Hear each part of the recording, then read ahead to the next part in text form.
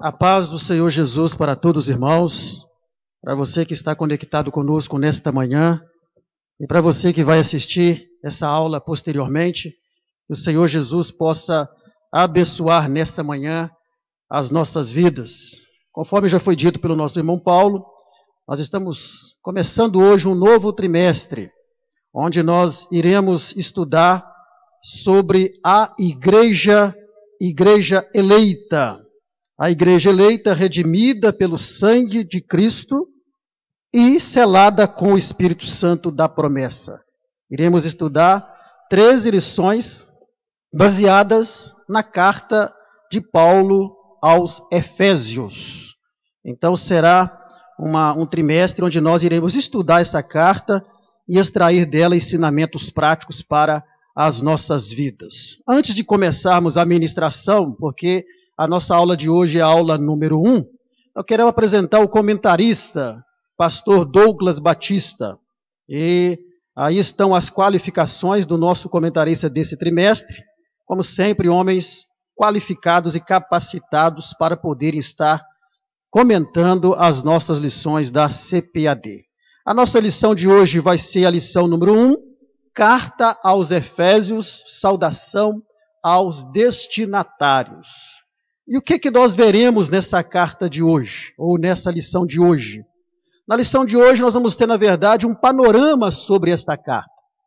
Então essa lição, ela é uma lição, digamos assim, mais técnica, um pouco mais teórica. Vamos tratar, por exemplo, da autoria e da data dessa carta. Nós vamos ver para quem que foi escrito essa carta, essa epístola. Nós vamos ver quais são os objetivos e os propósitos desta carta escrita. Vamos ver o contexto em que a carta ela é escrita. Nós vamos ver também os principais temas e assuntos que foram abordados nesta carta. Vamos ver a estrutura literária, como foi escrita esta carta. E, por fim, nós vamos ver isso tudo ao longo do trimestre também, as preocupações e considerações finais do autor dessa carta. Então, a lição de hoje, ela é uma lição, como eu disse, mais técnica, mais teórica, mas nós vamos extrair, ao final dessa lição, e até durante mesmo a ministração, nós vamos extrair algumas lições práticas para a nossa vida, porque também não é recomendável aqui nós conhecermos todo esse panorama da carta e não extrairmos dela, dentro desse panorama, algumas lições práticas para a nossa vida. Pois bem, uma vez que nós já sabemos o que nós vamos ver na lição de hoje, como eu disse, é apenas um panorama, a partir da segunda lição, ela começa a se destrinchar com mais detalhes para nós. Vamos então ao nosso primeiro tópico da nossa lição. Como sempre, nós não vamos usar ou ler a revista, porque o nosso tempo aqui ele não nos concede condições para isso. Mas nós vamos acompanhar o esboço da lição. Então, primeira coisa que vamos ver nessa lição de hoje é termos um panorama histórico dessa lição. Primeira coisa, quem escreveu essa carta? Qual que é a autoria dessa carta? E aí nós vamos ver que é um fato bem atestado e geralmente aceito pela maioria dos teólogos que essa carta ela foi escrita pelo apóstolo Paulo. Então Paulo, ele é considerado o autor dessa carta. Isto é comprovado, você vai comprovar isso pelas evidências textuais que nós temos na carta. Em Efésios capítulo 1, versículo 1, vai dizer assim: Paulo, apóstolo de Jesus Cristo. Então o autor da carta, ele já começa se identificando, Paulo, apóstolo de Jesus Cristo, pela vontade de Deus, aos santos que estão em Éfeso e fiéis em Cristo Jesus. Então, a primeira coisa que nós sabemos dentro desse panorama histórico é que Paulo é o autor dessa carta. Foi ele quem escreveu essa carta aos Efésios. Mas qual que é a data e o local em que essa carta ela foi escrita? Pois bem, quando se fala em data, nós temos que nos lembrar que nós estamos falando de datas aproximadas, e não de datas 100%, conforme a gente fala, mas são datas aproximadas. Então, nós precisamos entender que Paulo escreveu essa carta, e é possível e a grande maioria também entende assim, que essa carta ela tenha sido escrita quando Paulo estava preso pela primeira vez lá em Roma. Isso aproximadamente entre 60 a 62 depois de Cristo. Como é que nós confirmamos isso? Efésios capítulo 3, versículo 1 vai dizer assim: por esta causa, eu, Paulo, sou o prisioneiro de Jesus Cristo por vós, os gentios. Então, vemos Paulo na própria carta de Efésios, falando que ele estava preso. Efésios capítulo 4, versículo 1. Rogo-vos, pois eu, preso do Senhor, que andeis como é digno da vocação com que foste chamado. Então, mais uma vez, pelas evidências textuais, nós estamos mostrando que Paulo escreve essa carta quando ele estava preso. Efésios capítulo 6, versículo 20, vai dizer assim: pelo qual sou embaixador em cadeias, para que possa falar dele livremente como me convém falar. Então nós vemos que pelas evidências textuais escritas pelo próprio Paulo, ele estava preso em Roma quando ele escreve essa carta. Então, nós vamos descobrir ainda na palavra de Deus que na época em que Paulo escreve essa carta, ele estava numa prisão domiciliar. Ele não estava preso numa cadeia comum, numa cela comum. E como é que nós provamos isso? Nós provamos isso através do livro de Atos, no capítulo 28, o versículo 16 e o versículo 30 e 31. O versículo 16 diz assim: e logo que chegamos a Roma, o centurião entregou os presos ao general dos exércitos, mas a Paulo se lhe permitiu morar por sua conta com o soldado que o guardava. Agora, Atos 28, 30 e 31. E Paulo ficou 2 anos inteiros na sua própria habitação, na sua própria casa, que alugara e recebia todos quantos vinham vê-lo, pregando o reino de Deus e ensinando com toda a liberdade as coisas pertencentes ao Senhor Jesus Cristo, sem impedimento algum. Então a gente descobre pelas evidências textuais, primeiro, que essa carta é escrita pelo apóstolo Paulo, cerca do ano 60 a 62 depois de Cristo, que ele estava preso em Roma, numa prisão domiciliar, na sua própria casa, e ali ele podia receber visitas e podia ensinar o evangelho livremente, conforme diz o versículo 31 que acabamos de ler, sem impedimento algum. Então nós já sabemos que o autor da carta é Paulo, o autor dessa epístola aos Efésios é Paulo, a data é cerca de 60 a 62 depois de Cristo, e que ele escreve essa carta quando da sua primeira vez em que ele foi preso ali em Roma. Mas para quem que Paulo escreveu essa carta?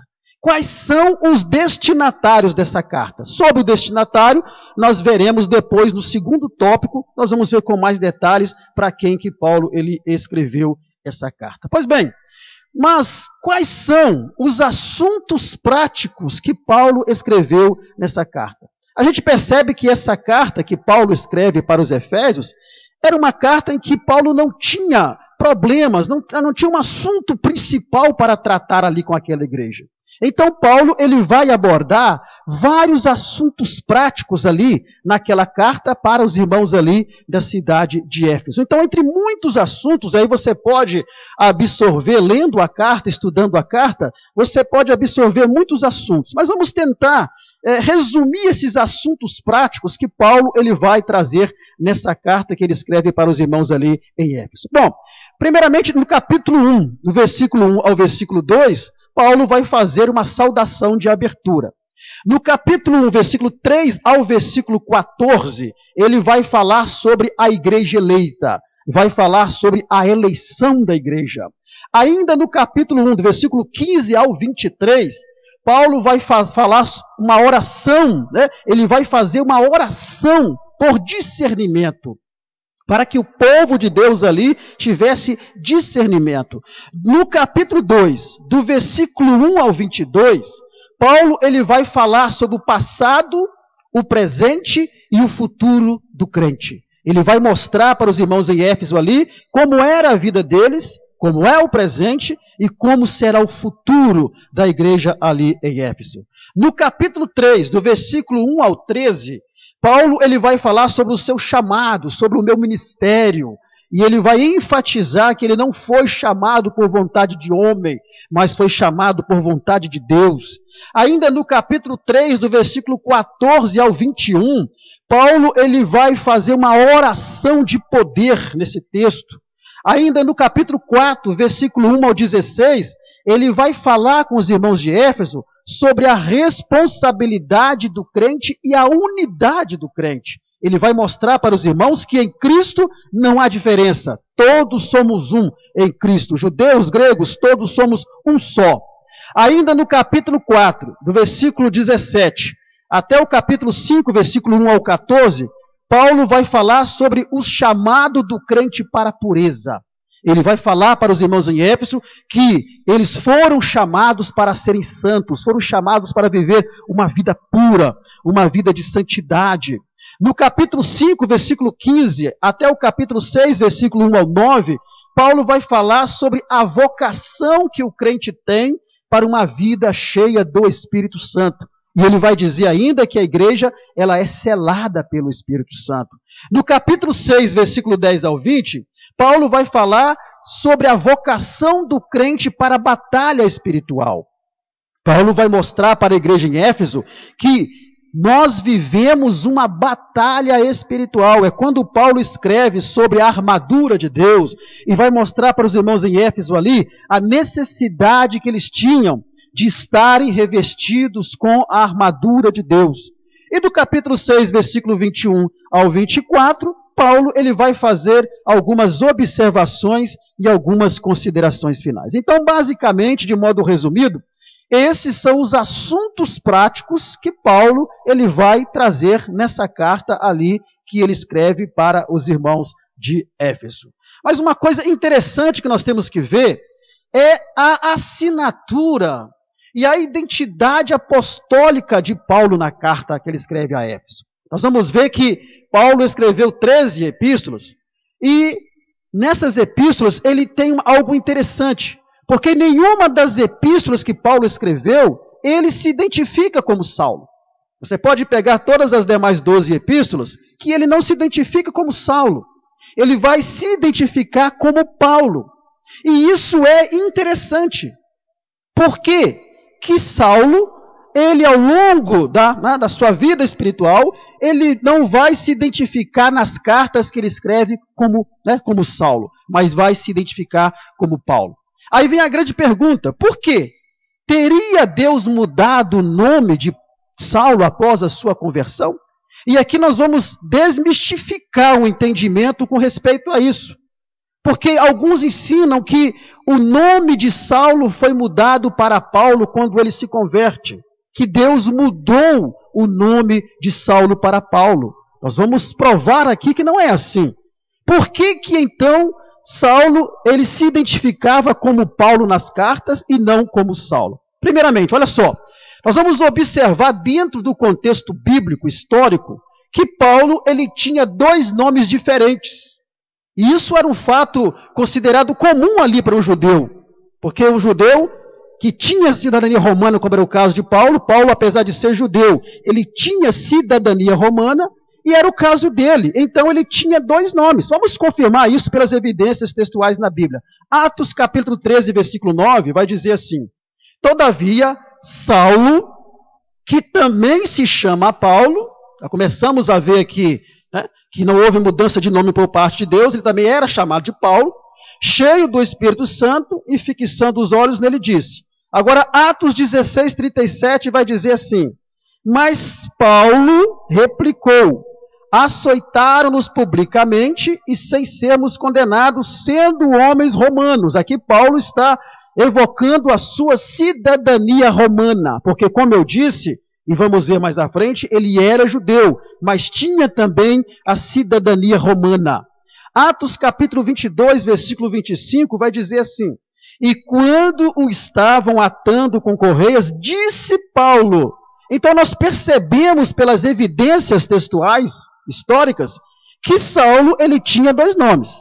Então, provavelmente ele, com a cidadania romana que ele tinha, foi adquirida ou por compra do seu pai, ou então porque o Império Romano concedeu essa cidadania romana a ele e a sua família, pelo fato de o pai de Paulo ser um grande e próspero comerciante ali naquela região. Então, na verdade, nós vamos observar que Saulo não teve o seu nome mudado.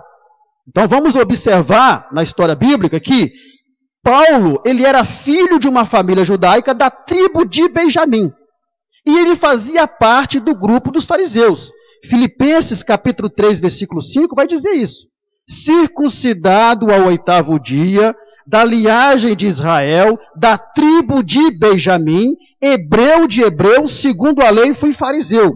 Então, Saulo, ele era de uma família judaica da tribo de Benjamim, e essa família fazia parte do grupo dos fariseus. Então, Paulo, ele tinha um nome hebraico que era Saulo, o seu nome judeu era Saulo, e esse nome Saulo indica aí uma provável homenagem ao rei Saul, porque o rei Saul também era da tribo de Benjamim.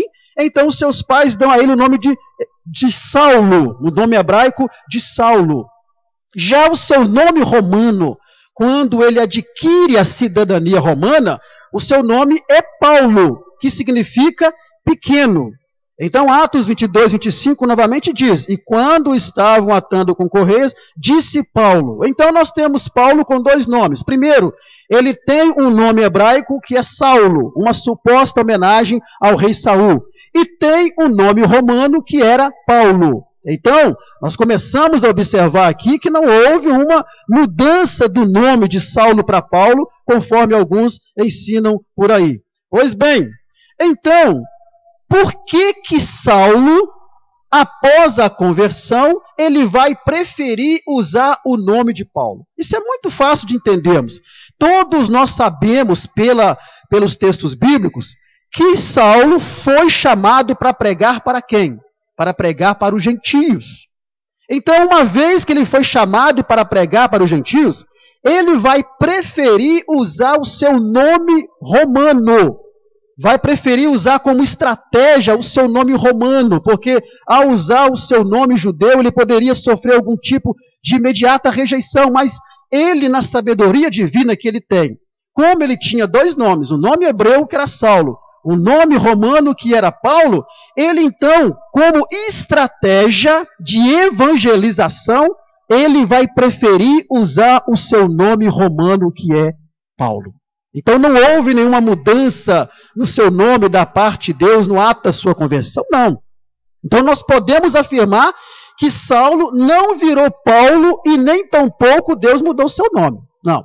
Ele simplesmente vai usar como estratégia de evangelização, ele vai usar como técnica para aproximação de aceitação e relacionamento, ele vai preferir usar o seu nome romano, que é exatamente o nome de Paulo. Então, nós aprendemos nesse primeiro tópico, que é um tópico bem técnico e teórico, como estou dizendo para vocês, que foi Paulo que escreveu a carta aos Efésios.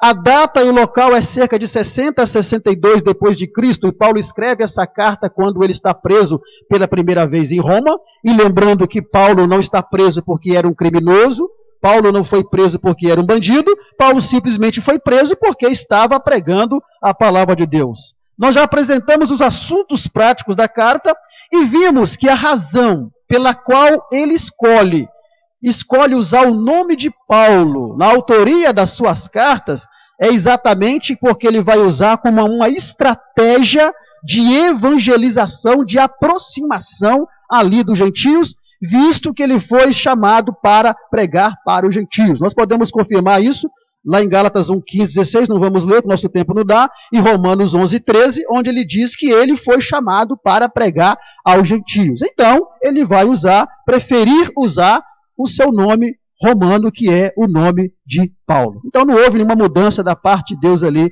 em seu nome. Pois bem, nós já descobrimos então, nesse panorama histórico aqui, essas observações importantes sobre a carta de Éfeso. Mas agora nós vamos para o nosso segundo tópico, onde vamos abordar para quem que Paulo escreveu essa carta.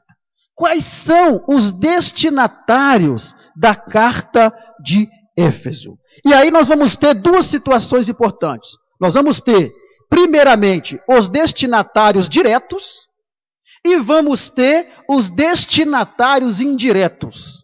Quem são os destinatários diretos dessa carta? Evidentemente que os destinatários diretos dessa carta é a igreja de Éfeso.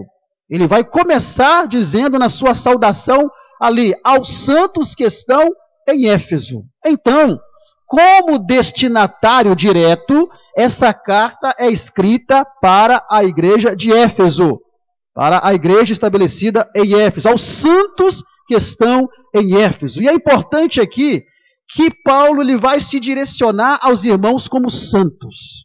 E como eu explico, não santo no sentido de digno de adoração, não santo no sentido de que não são pecadores, mas santos no sentido de que foram separados do pecado para Deus. Então, os destinatários diretos dessa carta é a igreja estabelecida ali em Éfeso. Mas nós temos também os destinatários indiretos. Por que destinatários indiretos? Porque a maioria dos teólogos, estudiosos, eruditos da Bíblia, eles consideram que essa carta aos Efésios é uma carta circular. O que é isso? Uma carta que não foi apenas direcionada para a igreja em Éfeso. Uma carta que ela não foi direcionada tão somente para a igreja em Éfeso, não, mas uma carta que ela vai envolver a todos os conversos daquela região. E alguns teólogos pegam o finalzinho do versículo B que diz assim, e fiéis em Cristo Jesus. E alguns entendem que esse fiéis em Cristo Jesus não está abordando apenas a igreja de Éfeso, mas está abordando a todas as outras cidades que envolviam ali aquela região, ou que faziam uma circunvizinhança ali com a cidade de Éfeso. Então temos uma carta que é uma carta que tem sim um destinatário direto, mas também ela é uma carta que ela é enviada também para que os demais irmãos conversos ali possam ter acesso aos ensinamentos, aquilo que Paulo estava ensinando para os irmãos ali. Então, isso é evidenciado porque Paulo nessa carta, nós não vemos ele tratando assim de um problema particular, de um problema centralizado, como é a igreja de Coríntios, por exemplo, que era uma igreja dividida, uma igreja onde havia muitos problemas ali, da parte de amoralidade na igreja de Coríntios. Então, nós percebemos dentro do contexto que nessa carta de Éfeso não há nenhum problema central que Paulo está tratando.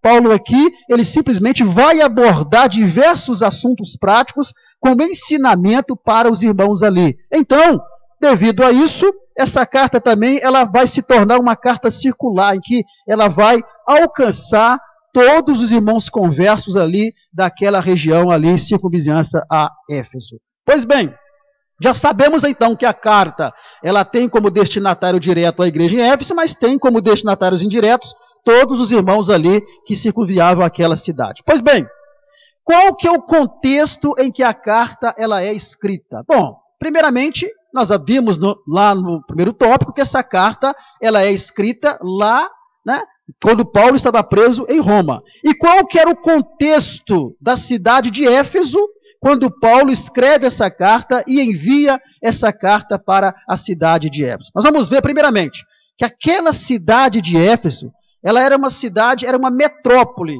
era o principal centro político, comercial e religioso ali da Ásia Menor.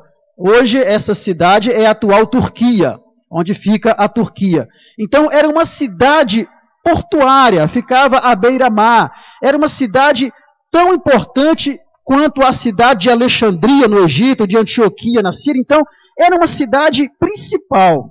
É como se fosse uma São Paulo aqui para o nosso país, como se fosse uma Nova York para os Estados Unidos, uma Paris para a França, enfim, era uma metrópole muito grande. Era considerada uma cidade com cerca de 500 mil habitantes. Quando se fala 500 mil habitantes, pode ser que para nós hoje seja poucas pessoas, porque 500 mil habitantes nós talvez tenhamos na cidade de Contagem, não sei.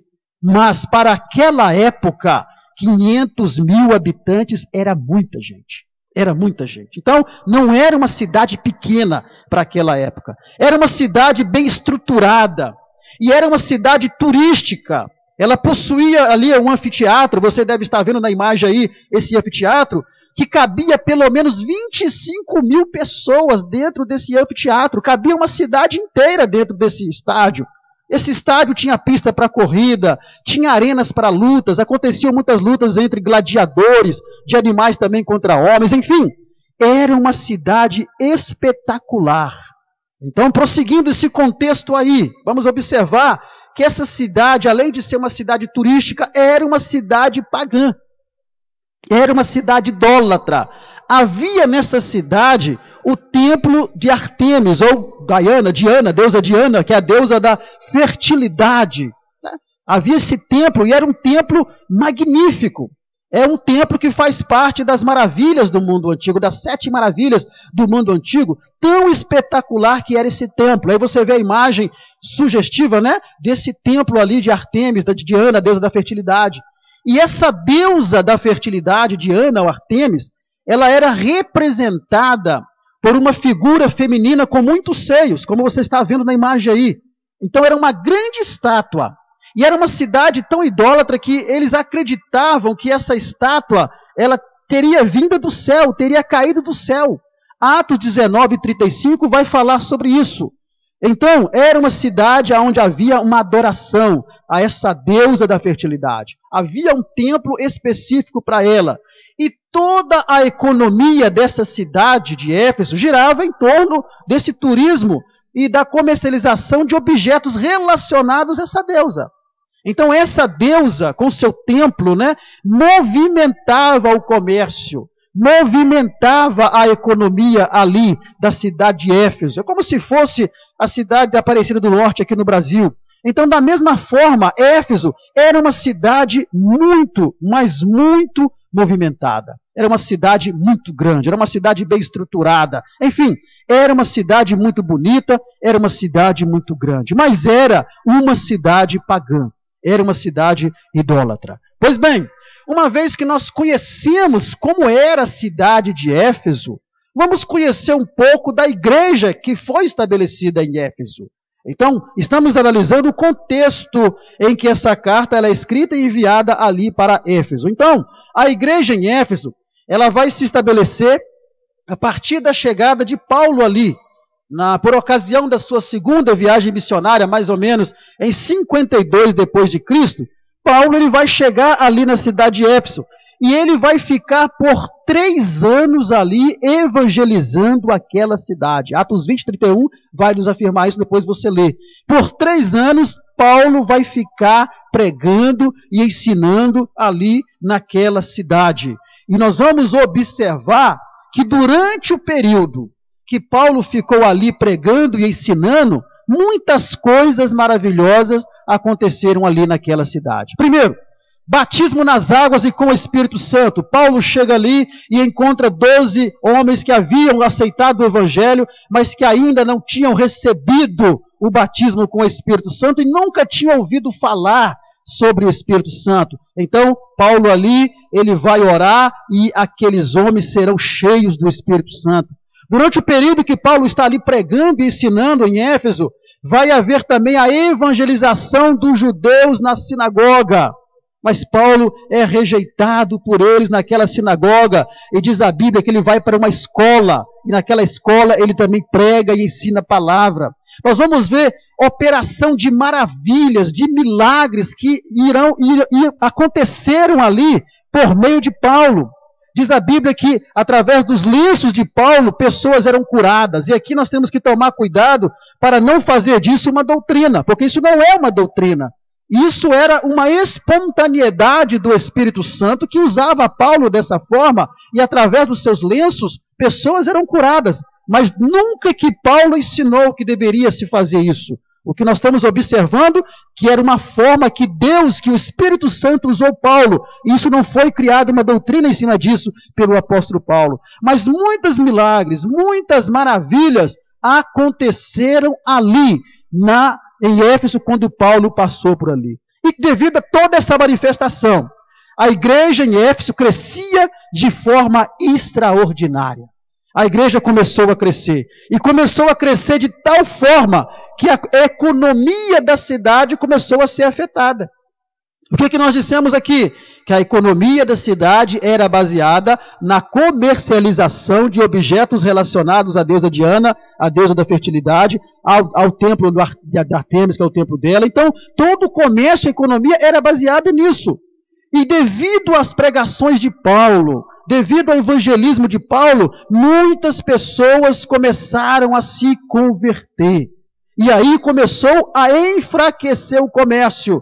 Em Atos capítulo 19, versículo 24 ao 41, não vamos ler porque o texto é grande, você lê lá, mas lá vai ter um fato extraordinário que aconteceu por causa das mensagens que Paulo pregou. Estava prejudicando o comércio daquela região, porque muitos estavam se convertendo, estavam abandonando a idolatria, estavam abandonando o paganismo e estavam se desfazendo dos seus objetos e estavam se convertendo ao Senhor. Então, com todas essas operações divinas por meio de Paulo ali, a igreja em Éfeso ela foi estabelecida. E a partir dali, aquela igreja em Éfeso, ela vai servir como um centro propagador para todas as regiões vizinhas ali. A partir dali, o evangelho começa a ser propagado para as demais regiões ali que circunvizinhavam a cidade de Éfeso. Então vemos que Paulo, ele não perde tempo, e então a igreja em Éfeso, ela é estabelecida. Pois bem, mas depois Paulo teve que ir embora.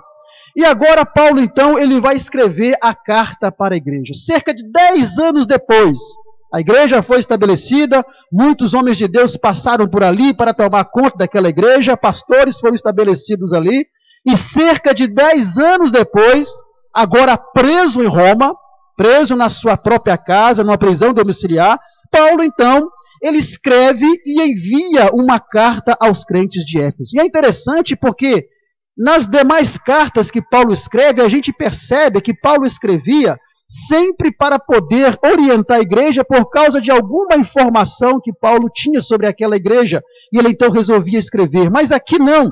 Paulo resolve escrever essa carta espontaneamente, e ele envia essa carta para os irmãos ali em Éfeso. E uma carta, como vimos, que ela vai ser extensiva aos crentes das cidades vizinhas ali, que foram alcançadas pelo Evangelho, a partir do Evangelho que foi pregado ali em Éfeso. E Paulo, ele vai pedir a um homem chamado Tíquico, que seria o portador dessa carta. Vamos falar um pouco mais sobre Tíquico lá na conclusão, quando nós fizermos as aplicações práticas dessa lição, nós vamos falar um pouco aqui sobre esse portador dessa carta. Alguns poderiam dizer o garoto de recado, né? Que função humilhante ser garoto de recado do apóstolo Paulo. Mas não é bem assim não. E nós vamos ver que Tíquico, ele teve prazer em fazer isso. Vamos analisar um pouco mais lá na conclusão. Então, Paulo ele escreve 10 anos depois a carta para Éfeso. E ele começa essa carta fazendo uma saudação. Ele vai se dirigir aos irmãos de Éfeso como santos, ou seja, como separados por Deus. Vamos ler Efésios capítulo 1 e o versículo 1. Nós vamos ver Paulo fazendo essa saudação para os irmãos ali, a sua saudação epistolar. E Paulo vai dizer assim: Paulo, apóstolo de Jesus Cristo, pela vontade de Deus. Vamos comentar sobre isso na conclusão. Aos santos que estão em Éfeso e fiéis em Jesus Cristo, ou Cristo Jesus. E aqui Paulo, ele fala sobre a graça e a paz da parte de Deus, porque aquele povo em Éfeso foi alcançado pela graça de Deus, e agora eles tinham a paz com Deus, foram reconciliados com Deus. Então, quando Paulo faz essa saudação era para lembrar aqueles irmãos de Éfeso que eles agora estão em Cristo Jesus e foram alcançados pela graça de Deus. Paulo, nessa saudação epistolar, ele traz à memória dos irmãos de Éfeso a posição deles agora em Cristo. Olha, vocês agora foram alcançados pela graça de Deus. Vocês agora são santos, vocês agora são separados do pecado. vocês agora são um povo diferente. Então, já na saudação epistolar, Paulo, ele lembra os irmãos ali da posição deles agora em Cristo Jesus. Pois bem, nesse segundo tópico, nós analisamos toda essa questão dos destinatários. Nós aprendemos que a carta tem sim um destinatário direto, que é a igreja de Éfeso, mas também é uma carta circular, porque ela também tem os seus destinatários indiretos, que é as pessoas que se converteram ali na região de Éfeso, nas cidades ali vizinhas de Éfeso. E vimos como era a cidade de Éfeso ali, uma cidade exuberante, uma cidade grande, uma cidade bem estruturada. Vimos como a igreja foi estabelecida pelo apóstolo Paulo ali em Éfeso, e vimos os momentos em que Paulo ele fica 3 anos ali evangelizando e pregando ali na cidade de Éfeso. Parece que está meio corrido, não é isso? Mas é porque nós queremos nos ater um pouco mais na conclusão dessa lição. Por isso que estamos acelerando os tópicos para nós nos atermos um pouco mais na conclusão, que é quando nós traremos aplicações práticas para a nossa vida. Por isso estamos acelerando um pouco mais essa parte histórica, esse panorama aqui da carta de Éfeso. Pois bem, vamos ter agora um panorama literário desta carta que Paulo escreveu para Éfeso. Primeiro, qual que é o propósito dessa carta? Por que Paulo escreveu essa carta para a igreja estabelecida em Éfeso? Nós vimos anteriormente que Paulo não tinha problemas centralizados ali naquela igreja para ele escrever sobre aquele problema, como a igreja de Coríntios e outras igrejas mais da galáxia e vice-versa. Mas então, por que Paulo resolve escrever essa carta? Primeiramente, Paulo queria, como propósito nessa carta, orientar os novos convertidos que vinham do mundo helênico, do mundo grego, e praticavam religiões de mistério e magia. Então, muitos irmãos ali convertidos, eles vinham do mundo grego e eles praticavam religiões, mistérios, magias, feitiçarias, mágicas. E Paulo, então, ele resolve escrever essa carta para orientar esses novos convertidos. Paulo quer, com isso, mostrar que eles, agora em Cristo, precisavam entender que Cristo é superior, que Cristo está no controle de todo o universo, que Cristo controla todo o universo, que Ele é acima de todas as potestades, Ele é superior. Então Paulo começa a mostrar para aqueles irmãos novos convertidos que não havia mágica, não havia mistério, não havia magia, nada daquilo era superior ao poder de Cristo. E Paulo então orienta aqueles irmãos novos convertidos, mostrando exatamente essa superioridade de Cristo. Paulo também, como propósito, ele escreve essa carta para exortar os crentes a adotarem um novo estilo de vida em Cristo. Em Efésios capítulo 2, versículo 1 ao 10, aqui vamos ler porque é muito importante. Paulo vai exortar aqueles irmãos para que vivam uma vida agora diferente, que adotem um novo estilo de vida. Efésios 2, 1 ao 10, vamos ler rapidamente alguns versículos para você entender. E vai dizer assim: e vos vivificou, estando vós mortos em ofensas e pecados. Paulo está dizendo, olha, vocês estavam mortos espiritualmente, em que noutro tempo andaste segundo o curso deste mundo, segundo o príncipe da potestade do ar, do espírito que agora opera nos filhos da desobediência. E aqui Paulo começa a mostrar para eles como era a vida deles. Mas Deus, que é riquíssimo em misericórdia, pelo seu muito amor com que nos amou, estando nós ainda mortos em nossas ofensas, nos vivificou. Então Paulo está dizendo, olha, vocês foram vivificados em Cristo, para mostrar nos séculos vindouros as abundantes riquezas da sua graça. Então Paulo vai mostrar agora que eles tinham que adotar um novo estilo de vida. No capítulo 5, Paulo vai falar exatamente sobre isso e começa a dizer no versículo 1, sede, pois, meus imitadores, ou imitadores de Deus. Sede, pois, imitadores de Deus como filhos amados.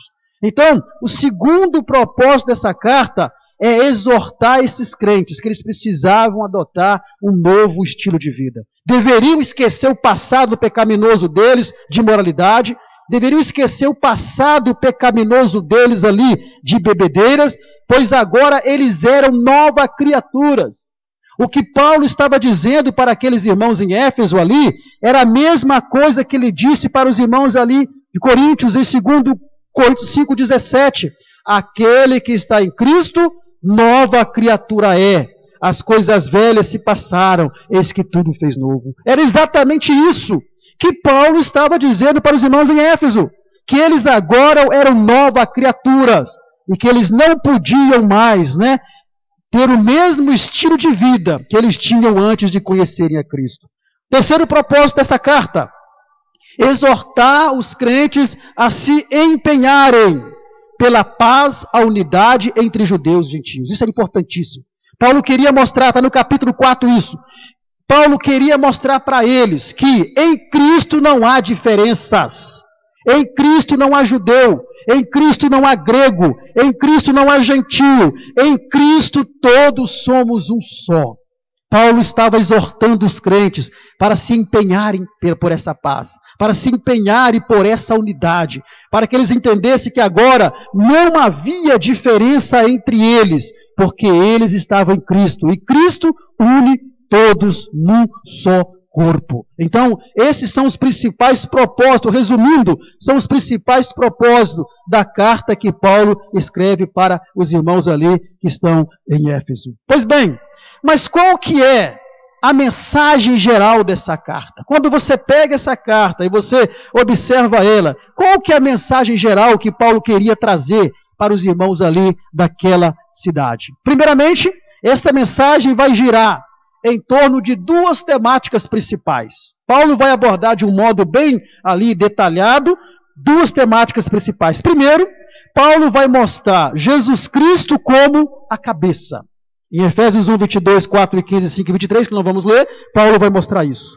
E quando Paulo mostra para os irmãos de Éfeso ali, Jesus Cristo como a cabeça, o intuito de Paulo aqui é mostrar que Cristo é tudo em todos. E como cabeça, ele é o guia da igreja e ele é o dono da igreja. Paulo está mostrando para os irmãos que a igreja foi eleita em Cristo. E Cristo como cabeça, não existe dono da igreja. Ele é o guia da igreja. Ele é o dono da igreja. E a ele deve ser dada toda a honra e a toda a glória, porque ele é o cabeça. E a outra temática que Paulo vai abordar, como mensagem geral dessa carta, é Paulo mostrando a igreja como corpo de Cristo. Efésios 1, 23, 4, 12, 5 e 30 vai falar sobre isso. E quando Paulo ele mostra a igreja como corpo, e a imagem sugerindo ali Jesus a cabeça, o corpo e a igreja, eu e você fazemos parte desse corpo, mas tendo Cristo Jesus como a cabeça, ou como o cabeça. E quando Paulo ele mostra a igreja como corpo, o intuito aqui é mostrar que a igreja é submissa a Cristo. Por que a igreja é submissa a Cristo? Porque o corpo obedece o quê? A cabeça. O corpo obedece à cabeça. Então, se a cabeça é Cristo, a igreja é o corpo, então o corpo ela tem que submeter-se à cabeça que é Cristo. Porque existe um elemento principal. Qual é o elemento principal que liga a cabeça ao corpo? O elemento principal que liga a cabeça ao corpo é o nosso pescoço. Então, o pescoço é a simbologia da comunhão. Então, para que a igreja seja direcionada por Cristo, ela precisa estar em comunhão com Cristo. E só consegue ter essa comunhão quando ela está integrada ao corpo, à cabeça, que é o próprio Jesus Cristo. Então, a mensagem geral dessa carta é exatamente isso. Mostrar que Jesus é a cabeça. A igreja é o corpo, e como cabeça, Jesus ele é o guia e o dono da igreja. Então não existe essa da minha igreja. Da minha não tem, ninguém tem igreja nenhuma. A igreja é de Cristo, a cabeça é Cristo, ele é o guia, ele é o dono da igreja. Nós somos o corpo de Cristo. E como corpo de Cristo, nós obedecemos a cabeça, nos submetemos à cabeça que é o Cristo. E é interessante que toda essa relação da cabeça com Cristo, da cabeça que é Cristo com a sua igreja que é o corpo, toda essa relação, ela vai ser gerenciada pelo Espírito Santo. Em Efésios capítulo 1, que vamos ler, versículo 13 e 14, Paulo, ele vai falar sobre isso. Efésios, capítulo 1, versículo 3 e 14, diz exatamente assim: em que também vós estáis, depois que ouviste a palavra da verdade, o evangelho da vossa salvação, e tendo nele também crido, fostes selados, ou seja, fostes marcados com o Espírito Santo da promessa, o qual é o penhor, ou seja, o qual é a garantia da nossa herança para a redenção da possessão de Deus, para louvor da sua glória. A marca dessa igreja, que é o corpo de Cristo, é o Espírito Santo. A igreja foi selada pelo Espírito Santo. Então, Paulo, ele escreve essa carta com o propósito de mostrar para os irmãos de Éfeso ali que eles precisavam entender que agora tinha uma nova vida. Essa nova vida, eles faziam parte de um corpo que é a igreja de Cristo, mas que esse corpo tinha como cabeça Jesus Cristo, e a ele deveria ser dada toda a honra, toda a glória, toda a submissão, porque ele é o cabeça dessa igreja. Pois bem, qual que é a conclusão que nós chegamos dessa lição? Por isso corremos, aceleramos e não fomos tão detalhistas, porque vamos nos ater um pouco mais aqui nessa conclusão. O que nós podemos tirar como reflexão e ensinamento prático dessa lição para nós? Porque até agora nós só vimos teoria, nós só vimos parte técnica, e como eu disse, essa lição é muito técnica, é muito teórica, mas mesmo numa lição técnica e teórica como essa, nós podemos extrair ensinamentos práticos para a nossa vida. Então, como reflexão de conhecimento doutrinário e uso prático do conteúdo dessa carta, para você refletir como conhecimento de ensino, de uso prático, nós vamos observar primeiramente que, do capítulo 1, fazendo um resumo geral dessa carta, do capítulo 1 até o capítulo 3, Paulo, ele vai ser prático em mostrar quem é a igreja. Olha só que interessante, para reflexão de conhecimento doutrinário. Do capítulo 1 ao 3, Paulo, ele vai ser prático, vai mostrar para nós quem que é a igreja. Ele vai mostrar dentro desse capítulo 1 ao 3, qual que é a posição da igreja. Então, Paulo, do capítulo 1 ao 3, ele mostra quem é a igreja, ele mostra qual que é a posição da igreja, somos a igreja corpo de Cristo, fomos eleitos, fomos escolhidos, e a nossa posição agora é uma posição de estar diante de Cristo. E aqui a abordagem da igreja aqui não é apenas a igreja coletivamente, mas a igreja coletiva e a igreja individual. A igreja coletiva fala do corpo de Cristo como um todo, mas a igreja individual fala de você, fala de mim. Nós somos a igreja. Nós somos a igreja. Então, individualmente aqui Paulo está mostrando do capítulo 1 ao 3, quem que é a igreja? A igreja somos nós. Qual que é a posição da igreja? Somos uma igreja eleita, somos um povo santo, somos um povo salvo pela graça, somos um povo unificado em Cristo.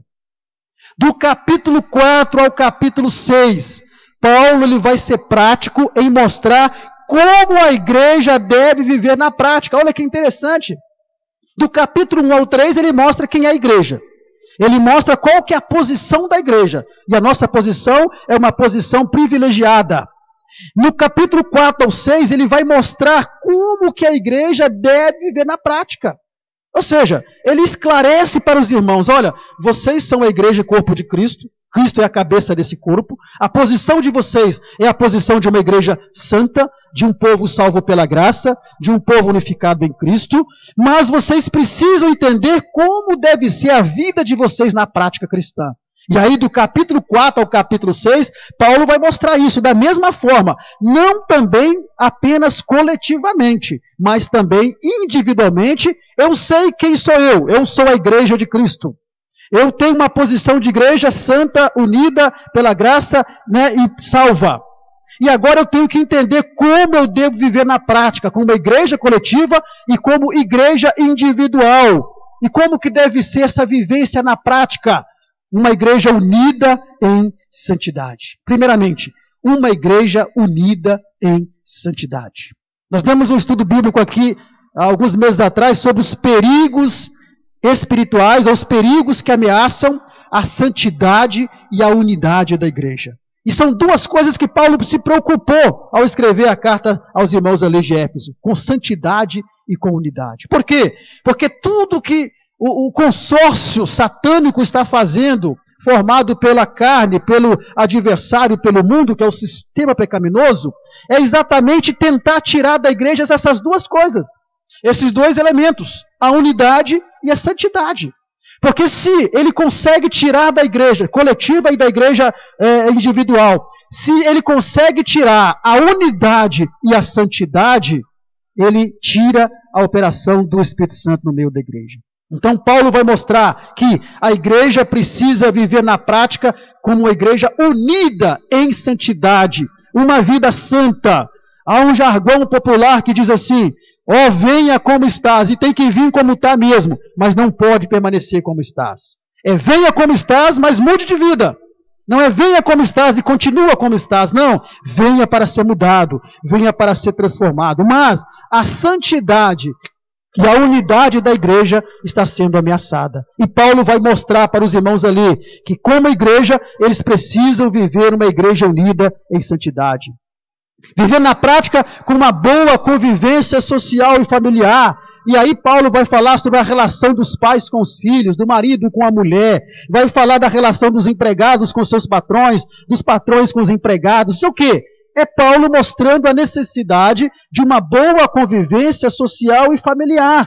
E aí ele vai mostrar que a prática cristã deve ser uma prática de uma igreja que esteja pronta para a batalha espiritual. No capítulo 6, Paulo vai mostrar para a igreja que a igreja de Éfeso, ela vive uma batalha espiritual e que ela precisa estar pronta para essa batalha.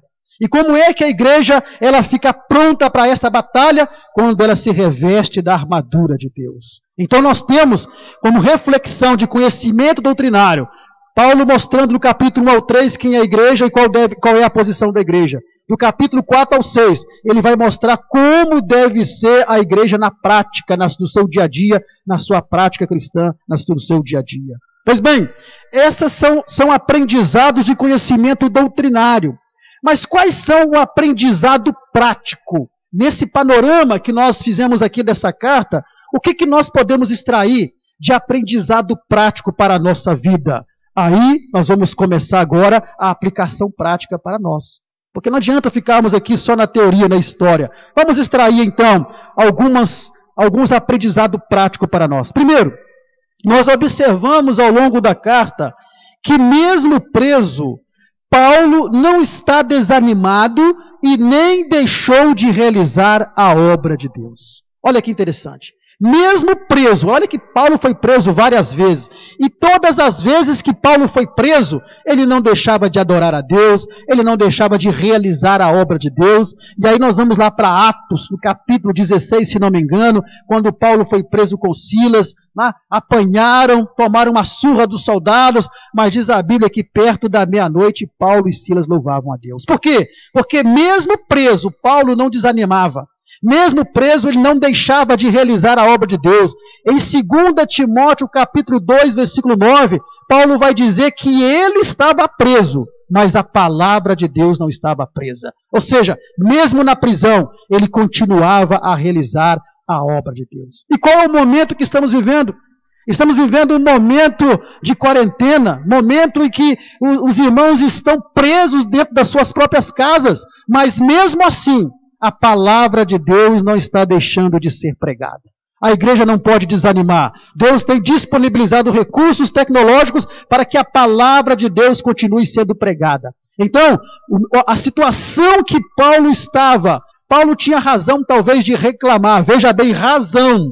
Paulo tinha razão de reclamar. Paulo tinha razão de dizer assim, agora estou preso, como é que eu vou fazer? Como é que eu vou pregar? Como é que eu vou... Não, mesmo preso, Paulo, ele realizava a obra de Deus. E você não vê Paulo cabisbaixo, você não vê Paulo reclamando, você não vê Paulo triste, não. Você não vê Paulo desistindo, não. Repito, eu posso estar preso, mas a palavra de Deus não está presa. Primeiro ensinamento prático nós tiramos dessa lição. Mesmo com a situação que estamos vivendo atualmente, a obra de Deus não pode parar. Nós não podemos desanimar, não podemos desistir. Pelo contrário, agora é que nós temos realmente de colocar a nossa fé em ação e continuar realizando a obra de Deus como ela está sendo realizada. Segunda coisa, segundo aprendizado prático nesse panorama dessa carta, Paulo vai ressaltar a importância de sermos chamados por Deus para realizar a sua obra. Isso é maravilhoso. Repetindo o versículo 1 de Efésios ali, Paulo ele vai ressaltar isso daqui, que o seu chamado não foi por vontade de homem. Efésios capítulo 1. Paulo, apóstolo de Jesus Cristo, pela vontade de Deus. Ou seja, eu não fui escolhido apóstolo pela vontade do homem, mas pela vontade de Deus. Meu querido, uma mensagem para você que realiza a obra de Deus. Não interessa se as pessoas estão te criticando. O que interessa é se você foi chamado por Deus. Se você foi chamado por Deus para realizar a obra de Deus, então não importa, porque você não foi colocado segundo a vontade do homem, mas você foi colocado segundo a vontade de Deus. E quando falo realizar a obra de Deus, a ideia que alguns têm é pregar, é ensinar. Não, realizar a obra de Deus é tudo aquilo que você faz na obra de Deus, seja o que você realiza. Realizar a obra de Deus não é só pregar, não é só cantar, não é só ensinar. Realizar a obra de Deus é tudo aquilo que você faz na casa de Deus. Então, se você foi chamado por Deus, é o que importa. Se você foi escolhido por Deus, é o que importa. E somente Deus, Ele pode tirar você de onde Ele colocou. Outro aprendizado prático. Paulo nos mostra que nós precisamos permitir, é aqui que eu disse que nós íamos comentar sobre Tíquico. Paulo nos mostra que precisamos permitir que outras pessoas sejam usadas por Deus em sua obra. Paulo, ele escreve a carta. Ele escreve a carta, mas como que Paulo ia enviar essa carta? Não tinha como Paulo enviar essa carta se ele não confiasse em alguém. Se ele não permitisse que alguém fizesse esse trabalho. Então nós observamos que Paulo, ele não era individualista na obra de Deus. Ele não tinha como levar aquela carta, mas ele chama Tíquico, e Tíquico ele vai ser um instrumento de Deus para levar aquela carta. Talvez, se fosse nos dias de hoje, alguém ia dizer assim, mas espera aí, ser garoto de recado de Paulo, ficar levando carta para lá, levando carta para cá, e aí nós vamos nos ater em Tíquico. Tíquico em nenhum momento pensou isso. Por quê? Porque Tíquico sabia da importância daquele trabalho de levar aquela carta para as igrejas. Então Tíquico, ele não se sentiu menosprezado, não se sentiu humilhado, porque ele apenas agora era alguém que levava as cartas. Não. Tíquico abraçou aquilo como algo importante na sua missão. O que eu quero dizer com isso? É que muitas vezes você se sente humilhado, você se sente menor, porque você faz algo que na sua visão é pequeno, que na sua visão não é tão grandioso, que na sua visão as pessoas não estão vendo, não estão elogiando. Meu querido, não se sinta assim, porque aquilo que você faz pode ser pequeno para o homem, mas pode ter certeza que é grande para Deus. Tem uma importância para Deus. E Tíquico, ele abraçou isso. E Paulo deu a Tíquico essa oportunidade dele ser usado por Deus como mensageiro de levar aquelas cartas. O que eu aprendo aqui? O que eu aprendo é que existe muitos líderes que são individualistas. Existem muitos líderes que não querem permitir que os seus cooperadores o ajudem. Existem muitos líderes que querem fazer tudo sozinho. Existem muitos líderes que querem realizar tudo sozinho e não dão a oportunidade de outro fazer. São individualistas. Mas ao longo da carreira ministerial de Paulo, nós vemos que Paulo, ele jamais foi um individualista. Ele sempre dava oportunidade para que outros também pudessem ser usados por Deus. Esse mesmo Tíquico aqui, ele vai servir a Paulo em outras ocasiões. Então, guarde isso no coração. Não importa o que você está fazendo para Deus, ainda que o homem não esteja vendo, mas Deus está vendo o que você está fazendo e a recompensa vem da parte dele. Qual outro aprendizado prático que nós concluímos nessa lição de hoje? É que Paulo sempre se preocupava com a obra de Deus. Mesmo em circunstâncias adversas, Paulo nunca deixou de dar assistência às igrejas por meio dos seus aconselhamentos. Mesmo em circunstâncias adversas, Paulo sofreu perseguições.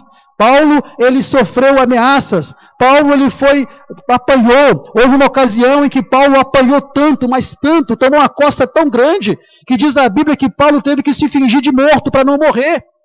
E depois que passou, todo mundo foi embora, levantou, sacudiu a poeira e ficou cabisbaixo? Ficou reclamando? Ficou murmurando? Não, Deus me abandonou, estou realizando a obra de Deus e estou sofrendo, estou fazendo isso e estou sofrendo. Não! Ele bateu a poeira, levantou e continuou realizando a obra de Deus. Porque ele jamais deixava que as circunstâncias adversas o impedissem de realizar a obra de Deus. Eu não sei qual é o momento que você está vivendo, mas seja qual for a situação que você está passando, tirando a situação global que todos estamos passando, existe a situação pessoal, a situação que você está passando. E eu não sei qual é, mas seja qual for a situação, não deixe de fazer a obra de Deus por causa das circunstâncias. Por quê? Porque a premiação vem, o prêmio vem, a vitória vem, o presente vem. No final da sua carreira, Paulo pode dizer assim em 2 Timóteo: combati o bom combate, acabei a carreira. Qual foi a carreira que Paulo seguiu? A carreira de doutor? A carreira de profissional de um grande engenheiro? A carreira profissional de um grande médico? Não. A carreira que Paulo estava se referindo era o seu ministério, era a carreira espiritual. Acabei a minha carreira, mas tem uma coisa, não desanimei.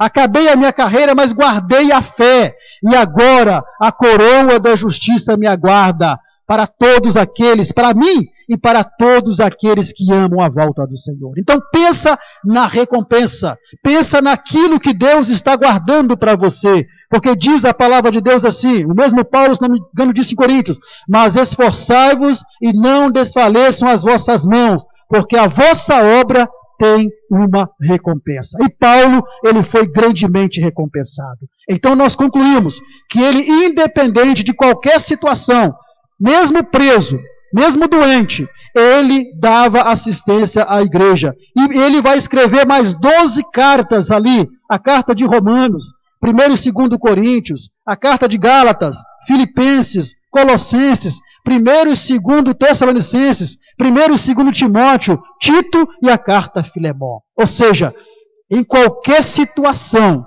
Paulo continuava realizando a obra de Deus. Que o Senhor possa abençoar a sua vida nesta manhã. E que você entenda que Paulo, ele foi um homem que ele dedicava a sua vida a Deus, independente de qualquer circunstância. Mas foi recompensado. Recebeu a recompensa. E eu tenho certeza que se você, independente das circunstâncias que você está atravessando, não estamos referindo à situação global, mas às circunstâncias pessoal que você está passando, não desanime. Seja como o apóstolo Paulo, porque a recompensa vem, o prêmio vem, e pode saber que o prêmio vai ser maior do que todo o dinheiro e ouro e riqueza que você juntar neste mundo. O prêmio que você vai receber por estar realizando a obra de Deus será um prêmio glorioso, incorruptível, será um prêmio eterno. Que Deus abençoe a sua vida. Nós iremos ouvir um hino agora e daqui a pouco vamos retornar para orar com você, para que esse mesmo espírito que Paulo tinha seja colocado na sua vida e na minha vida, e que nós, em nenhum momento, em nenhuma circunstância, venhamos deixar de fazer a obra de Deus, porque assim Deus nos chamou para que nós sejamos fiéis e fiéis até a morte.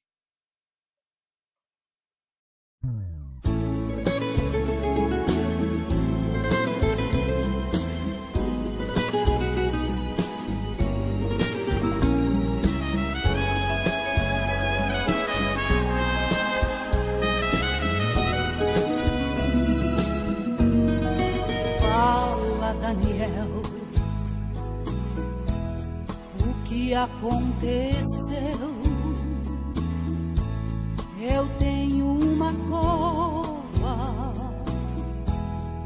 para entrar. Conta, Daniel, o que vais fazer? Eu também não sei, o jeito é só orar. Meus queridos, assim nós chegamos ao final dessa lição número 1. Como eu disse, é uma lição muito técnica, uma lição muito teórica, mas nós podemos, ao final, na conclusão, tirar alguns ensinamentos práticos para nossas vidas. Semana que vem estaremos estudando a lição número 2, a sublimidade das bênçãos espirituais em Cristo.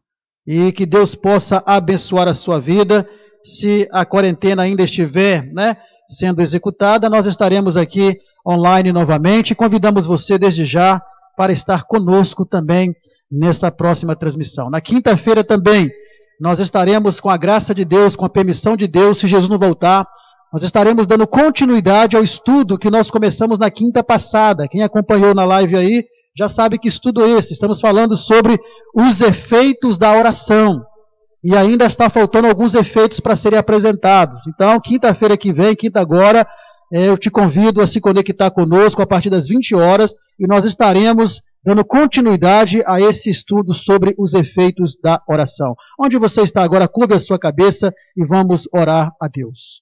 Pai, nós clamamos pelo poder que é no sangue de Jesus e nós agradecemos ao Senhor pela ministração da Tua palavra.